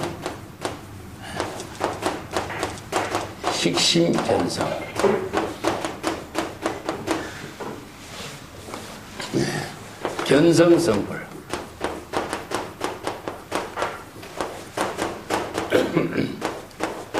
여기서 식심은 무엇이냐 하면요. 네. 자, 이 육조단경이라든가 이런 성성들의 법문은 이런 법문을 한마디만 딱 해놨어요. 근데 실제적으로 내가 공부를 해보니까 정말 이 말이 어려워요. 이 한마디를 어려움을 이해하기 위해서는 불교의 모든 사상을 다 공부를 해야 아는데 이것만 갖고 이해가 안 되게 돼 있어요. 그래서 내가 보완해서 이야기할게요. 내가 항상 불지견부터 먼저 이야기합니다. 이걸 선에서는 정법안장이라고 하거든요. 정법에 안목이 있어야 돼요. 자, 여기서 망심이 일어난 사실을 알아야 되는데 중생이 수행자가 망심이 일어난 사실을 어떻게 알 수 있겠어요? 우리가 일상생활 하는 것 자체가 본래 마음의 작용이라고 다들 생각해요. 진여 본심의 지혜가 작용한다고 이렇게 따로 생각 안 해요, 사람들은. 그렇기 때문에 불교에서 가장 어려운 점은 뭐냐면은 불지견이 구족되지 않으면은 중생심과 진여 본심의 작용의 내용을 몰라요. 그래서 이제 일체법을 알아야 돼요, 일체법. 일체법은 무엇이냐면은 세간법이에요, 세간법. 중생의 세간법. 그 다음에 출세간법입니다. 그래서 대성기실론에 나오죠, 그죠? 일체법을 깨달아 체득할 수 있는 지혜가 불지견입니다. 그러면은 세간법은 뭐니까 일체유의법이 아까도 이야기했지만 중생심으로 이루어지고 있는 육신의 대상 경계를 분별하고는 모든 중생심에 업을 이루게 하는 분별심. 이게 세간법이에요. 자, 일상적으로 이 세간법은 전부 업을 만들어야 되죠. 그러면 세간법을 벗어나도록 불교에서 방편법문을 또 출세간법으로 설해놨어요. 그렇다면 세간법을 치료하는 법이 또 출세간법이죠. 그죠? 이 때문에 불지견으로 일체법을 모두 통달하는 힘이 있어야 이 망심을 진단해요. 망심을 진단할 수 있는 능력이 있어야 견성을 할 수가 있어요. 근데 이 한 구절을 어록에서 이렇게 써놨지만은 이것을 그냥 이 글만 갖고서는요, 자기 글자대로 자기 나름대로 해석해버리고 이해해버리기 때문에 내용을 모르는데 어떻게 수행이 되겠어요? 수행을 할 수가 없어요. 이 때문에 안목을 갖춘 사람이 세간법과 출세간법을 판단할 수 있는 능력이 있어야 중생의 망심이 일어난 줄 알아요. 망심을 판단할 수 있어야 망심을 비우고 진여 본심을 깨달아 체득할 수 있어요. 이게 식심견성입니다. 이걸 이제 육조 단계에서 이걸 뭐라 하냐, 견성성불이라고 그래요. 자, 요 두 마디는 어디에서 근거를 두고 있느냐? 네? 초발심, 변성정각이.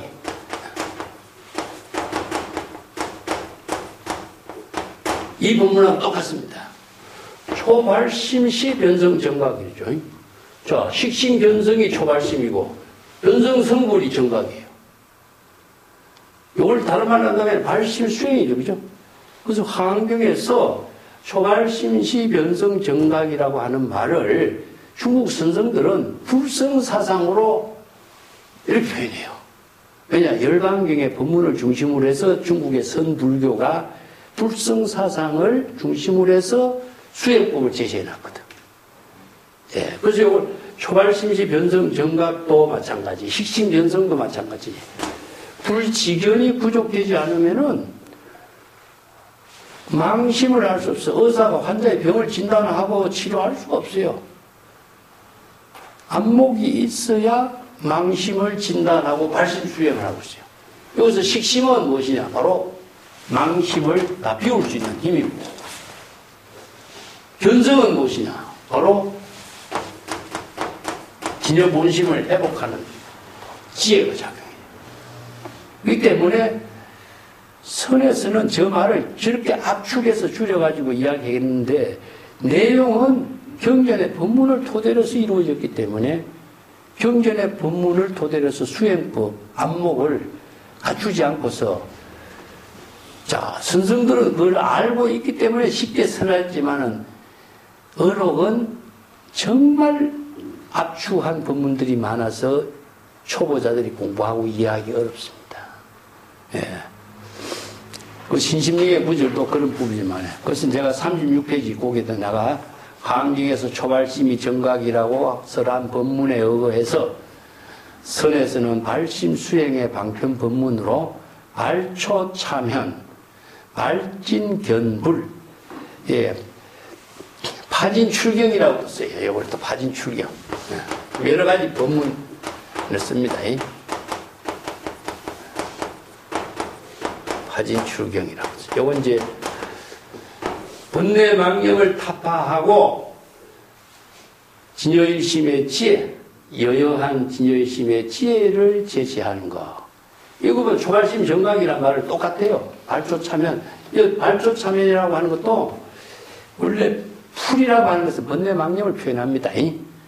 번뇌망념의 풀밭을 해치고 참현, 현지를 참고한다. 현지를 깨달아 체득한다. 이런 표현이에요.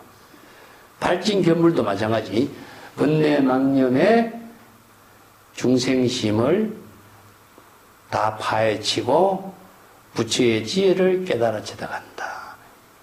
자, 이런 표현들이 그 초발심 정각이란 말을 중국 선성들은 이렇게 다른 언어로 사용해요. 이 글자대로 보면 풀밭을 해치고 선식을 참고한다 이렇게 표현하거든요. 번역될 수가 있거든요. 그렇지만 대상 경계를 추구하는 것이 수행이 아닙니다. 진여 본심, 현지를 참고하는 것이기 때문에 진여의 지혜를 참고하는 수행을, 발심 수행을 이렇게 표현합니다. 상당히 선성들의 법문들이 압축해놔서 어렵습니다. 백거이의 성경을 읽다라고 하는 선시가 있습니다. 그 선시를 한번 볼게요. 수지재상 개비상이여 제법의 참된 실상 모습은 고정된 형상이 아니라는 사실을 잘 알아야 한다. 제법 실상, 요 무상이란 말을 이렇게 해놨어요.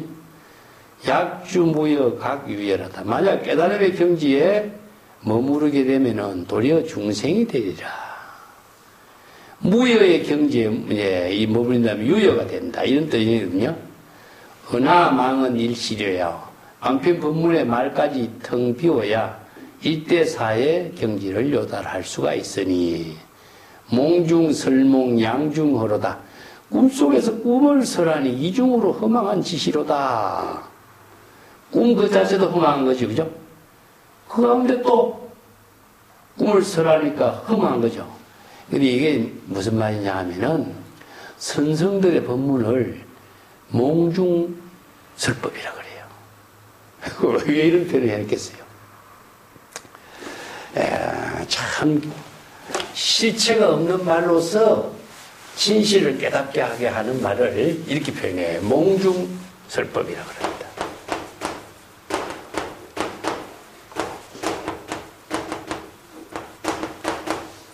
아니면 몽중문답이라고 그래요. 꿈속에서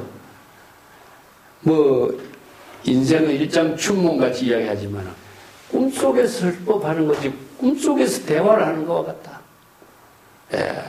뭐냐? 저거가 언어가 하나와 같다. 실체가 없습니다. 이게 실체가 없는 방편의 언어로서 진실된 깨달음의 지혜를 이루게 하는 법문을 설하는 거거든요. 이 때문에 불교의 모든 방편의 언어, 세간의 언어뿐만 아니라 재불의 경지도 하나와 같이 실체가 없는 거, 열반의 경지도 실체가 없는데 언어 그 자체가 어떻게 실체가 있을 수가 있어요? 이것을 꿈속에서 꿈을 설하는 것과 같다고 표현해요. 이 때문에 일체 언설을 다 지혜를 이루게 하는 언설을 대상으로 두면 안 된다. 자, 이런 법문을 꿈속에서 꿈을 쓰라는 거니까 이중으로 허망한 지신이 그 허공의 꽃이 어찌 깨달음의 열매를 구할 수 있으랴. 일체의 모든 언설은 허공의 꽃과 같이 실체가 없는 것이다. 해탈 열반의 경지도 마찬가지입니다. 양념의와 백맥의요. 양념은 아지랑입니다. 아지랑이가 물이 찰랑찰랑하는 것 같은데 아지랑이 같은 데서 어디 그 물고기를 구할 수가 있겠는가. 석동시선 선시동이요. 마음을 수습하는 것이 선정이라고 하지만 그것은 오히려 망념이 되도록 하는 선정이다. 자, 마음을 수습한다고 선이 되느냐? 선은 오히려 마음을 더 어지럽게 하는 것이 아니냐. 불선부동적 여여로다. 선정의 수행도 또 마음을 정지시키려고 하는 수행도 하지 않아야만이 본래 진여일심의 지혜가 여여하게 작용하게 되리라. 이 한 구절이요. 불선부동적 여여. 요 구절 때문에 내가 이 시를 내가 여기다가 자료로 제해놨어요. 번뇌망념을 없애려고 하면은 더욱더 번뇌망념이 일어나지, 그죠? 참선수행자가 참선수행한다 하면은 참선수행을 할 수가 없어요. 참선수행도 하지 않고 망념을 없애려고도 하지 않고 이 두 가지 모든 것을 다 비워야 진짜 참선수행이 된다 이거예요. 예. 그래서 안목을 갖추지 못한 수행은 수행이 아니라 정말 엉뚱하게 대상경계를 추구하고 망념을 가지고 세월을 낭비하는 일밖에 안 된다. 이 백거이라고 하는 사람이요. 마조도일선사, 숭산에 살고 있는 마조도일선사, 여만선사가 있어요. 여만선사가 도반을 이루어가지고 살았는데, 이 백거이가 숭산의 여만은 선문지우예요. 이런 말씀입니다. 마조도일선사 제자, 유명한 선성을 갖고, 예? 공문지우예요. 이런 말씀입니다. 공문지우란 말이에요. 참 기가 막힌 말씀이죠. 이 공문을 바로 불문, 선문을 공문이라고 했어요. 일체 개공의 경지에서 본분사의 묘용을 펼치는 도반이다. 이렇게 표현하는데, 백거이가 굉장한 경지를 이룬 사람이죠. 예, 그래서 성경이라고 하는 말도요, 우리가 유마경을 성경이라고 하는데, 대성의 모든 경전을 다 성경이라고 합니다. 이 선이라고 하는 것 자체가 바로 진여일심의 지혜를 이루는 것이 선이기 때문에 다 진여일심의 지혜를 이루는 모든 대성경전의 법문이 바로 성경이다. 그래서 일심경이라고 하죠. 일심경. 나는 한 권의 경을 지니고 있으니 종이와 먹으로 이루어진 것이 아니다. 그 경을 펼치면 한 글자도 없지만은 항상 대지의 광명을 발휘하고 있다. 이런 말 개성으로 쓰잖아요. 그죠? 우리 진여 본심이 바로 하나의 경이 되고 바로 성경의 지혜를 이룬 세계가 되는 걸 말하죠. 요 구절은 망념을 없애려고 하면은 망념은 절대 없어지지 않는 것이고 망념과 고요하게 하려고 하는 이 두 가지 차별상을 다 비우고 정법의 안목으로 발심 수행을 통해서 진여 본심을 회복하는 일이 바로 일체의 망념을 텅 비우는 일이다. 진흙탕을 고요하게 하려면은, 맑게 하려면은 가만히 두는 것이죠. 두는 것과 마찬가지로 본래의 상태로 내두라 하는 의미를 두고 있습니다. 자, 그 다음 구절 37쪽의 한 구절 더 보겠습니다. 유치의 양변의 영지일종이요. 자, 여기서 마음을 정지시키려고 하고 움직이는 마음을 정지시키려고 하는 이 차별 분별심의 대상 경계를 두 가지로 두고 있다면은 어떻게 진여의심의 지혜 일종의 경지를 깨달아 체득할 수가 있겠는가? 대상 경계를 대상으로 두고 있는 사람은 진여의심의 지혜를 이룰 수가 없다. 자, 중생심으로 대상 경계를 분별하는 사람, 예를 들어서 지동, 정예, 순역, 유무, 시비, 선악 이런 자타 분별하는 이런 망념을 갖고 있는 사람은 번뇌 망념으로 대상 경계를 집착하고 있기 때문에 진여 본심의 지혜를 이루지 못한다 이런 뜻이죠. 그렇기 때문에 지동, 선악 이런 두 가지 상대적인 차별 분별심을 텅 비우는 것인데 비우는 것은 어떻게 한다고 그랬죠? 발심수행이다. 대성불교에서 이게 공이라는 본문을 전부 다 글자로만 이야기하고 있습니다. 공은 발심수행이다. 발심수행으로부터 본래 면목을 회복하는 거다. 다른 말로 한다면, 발심수행을 다른 말로 한다면, 기라고 했습니다. 이 기는 다음에 내가 설명을 드리겠습니다만은, 기가라 그래요, 기가. 이 기자를 불교에서는 본래로 되돌아간다. 이게 수행이라고 합니다. 본래의 상태로 되돌아가다 이런 말입니다. 우리 집이라고 하는 자체가 본래의 상태로 삶을 사는 곳이거든요. 집을 떠나면 뭐니까 바로 외출하는 거잖아요. 그러면 집으로 되돌아가면 본래의 상태로 자신의 삶을 사는 곳이 집이 되기 때문에 이 본래의 상태로 되돌아가는 것은 뭐냐? 비우는 상태죠. 뭘 비우느냐? 중생의 비본래. 비본래로 살고 있는 중생심, 외출했던 중생심. 이것을 비우는 것이거든요. 그러면 비우는 방법은 구체적으로 본래로 되돌아가는 방법인데, 비우는 것은 궁극적으로 발심 수행을 통해야만이 비워지는 거죠. 그래서 본래로 되돌아가는 것은 비우는 것이고, 그건 본래로 되돌아가는 때. 그래서 본래 면목을 회복하는 길은 비우려고 비워서 비워지지 않습니다. 본래로 되돌아가는 발심 수행에 의해서 비워지는 거죠. 그래서 이제 공이라고 하는 법문이 유심의 철학으로 해서 초발심 수행을 통해서 실천철학으로, 실천사상으로 이제 정립이 됩니다. 이걸 역사적으로 한다면 반야경에서 맨 처음에 공의 법문을 제시했지만은 이 반야경에서는 완전한 공의 실천이 반야바라밀의 지혜만을 강조하고 제시했던데 뛰어난 사상 철학을 제시했지만은 구체적인 공의 경지를 이루는 수행은 화엄경의 법문을 통해서 이것이 이제 정리가 되기 시작합니다. 그래서 일종평에 자기 진여 본심으로 되돌아간 경지, 두 차별심을 다 비우는 경지가 바로 진여 본심으로 되돌아간 경지다. 차별 분별심을 갖고 있는 한 진여 본심의 지혜를 이루지 못한다. 그 밑에 기가 덕지도 내가 설명을 해놓은 것처럼 본래로 되돌아가는 것은 공인데 그 공의 실천은 발심 수행이다. 시부도에서도 이제 본래로 되돌아가는 것을 발심 수행을 통해서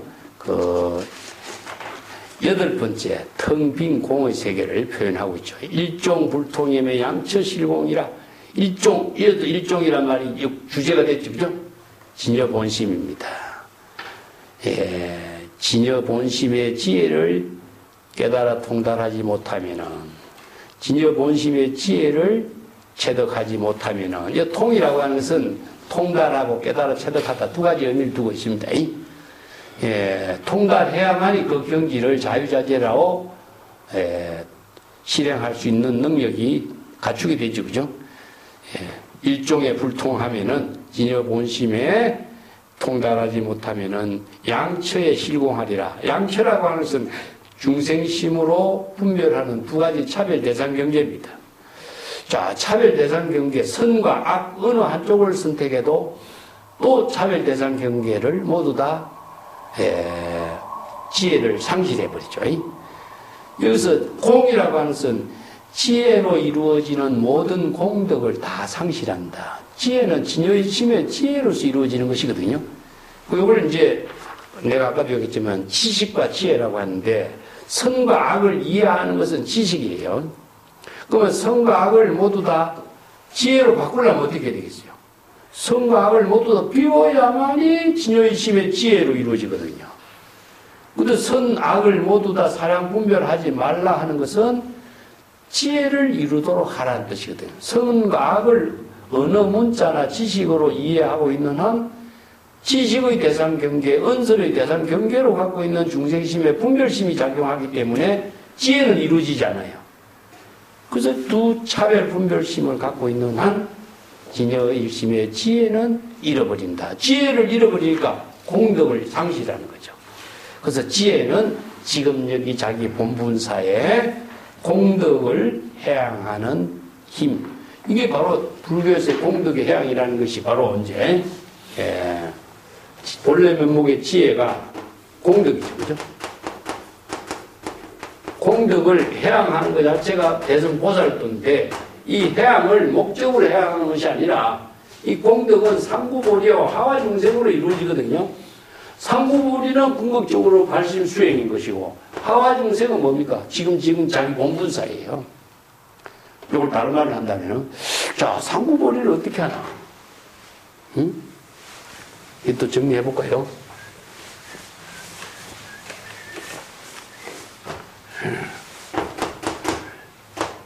발심수행입니다. 발심수행을 해서 정각을 이루는 것이 상구보리예요. 이게 뭐냐면은 근본질을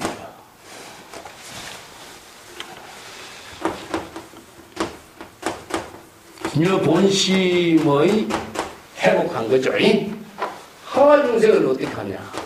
발심수행에서 진여 본심을 회복하게 되면은 자, 지금 여기 자기 본분사 해양하는 것이 이게 방편의 지혜와 방편의 지혜로서 공덕행을 해양하는 거예요. 그렇기 때문에 우리가 재불열애가 방편의 지혜로서 많은 사람들에게 설법하는 것도 뭡니까? 바로 진여 본심으로 방편의 지혜를 통해서 시절인연의 본분사를 하는 거죠. 이게 바로 상구보리 하와중생이 동시에 이루어지는 거죠. 발심 수행해서 지금 여기 자기 본분사를 방편의 지혜로 실행하는 일, 재불열애의 일대사, 출세 똑같은 입장이죠. 그게 바로 보살도라 한다. 상구보리 하와중생. 이걸 대성불교에서 요의경이라고 그럽니다. 요의경. 요의경. 완전히 대성불교의 진여일심의 지혜가 완전하게 해양으로 자취나 흔적이 없이 이루어지고 있는 걸 말이에요. 그럼 중생의 세계는 불여의경이 돼요. 상구보리 하와중생이 이루어지지 않아요. 그래서 대성불교의 그 위대한 종교성이 공덕을 해양하는 일을 통해서 상구보리 하와중생, 향상문과 향화문, 그 불의의 묘용으로 작용되는 것을 이렇게 설하고 있습니다. 이 때문에 일종불통하면은 양처실공이라 진여일심의 지혜로 상구보리 하와중생 발심수행과 지금 여기 자기 본분사로서 공덕행을 이루지 못하면은 차별 분별심의 세계에서 공덕행을 잃어버리게 된다. 이런 표현이 있죠. 이건 앞에서 우리가 통연명백하지 못한 경지, 지도의 경지를 이루지만은 통연명백한 경지를 이루어야 법계와 하나 된 경지에서 진여일심의 지혜로 자리이타의 공덕행을 해양할 수가 있다. 그 38페이지 내가 써놨습니다. 공은 진여일심의 지혜와 자비를 부족한 공덕이고 보살도록 상구보리 하와중생의 공덕을 해양하는 일이다. 그 내가 자주 사용하고 있는 용어 중에 하나가 위상경책의 안으로 중생심의 번뇌망심을 초월한 진여본심의 청정한 지혜작용을 공이라고 하고, 그 청정한 진여자성의 지혜작용을 공이라고 하는 것은 바로 발심수행입니다. 발심수행이 공이에요. 발심수행. 그리고 밖으로 대상경계를 분별하고 다툼이 없는 자비심을 널리 베푸는 것을 덕이라고 한다. 이 덕은 뭐죠? 바로 지금 여기 자기 본분사로서 공덕행을 실행하는 거죠. 방편의 지혜로 설법을 한다든가 아니면 수연성, 시절 인연에 따라서 자기 본분사의 묘용을 베푸는 거, 보살도로 베푸는 거. 이게 이제 그 위상경책에서 중국 선성들이 안목으로 공덕을 이렇게 아주 정리를 잘 했죠. 그 법화경의 유명한 해안계가 원이차 공덕, 보급의 일체, 아등여중생, 개공성불도. 이게 바로 법화경의 방편품에서 설하고 있는 해안계 개성이죠. 여기에서 이제 우리가 천수경에서는 원이차 공덕, 보급의 일체, 아등여중생, 당생극례국, 동결불량수가 들어갔지. 이거 한국에서 그거 붙인 거예요. 원래 법화경에서는 요 개송이 맞습니다. 그 대성교연에서는 이제 지정상, 부사엽상이라고도 표현하고 있는데, 발심 수행하는 것, 자각 발심 수행하는 것이 바로, 상구보리. 하와중생은 지금 여기 자기 본분사를 방편의 지혜로 실행하는 것이 공덕행, 하와중생입니다. 자, 오늘 여기까지 할까요? 여기까지 하면 또 한 단이 되고. 자, 합시다.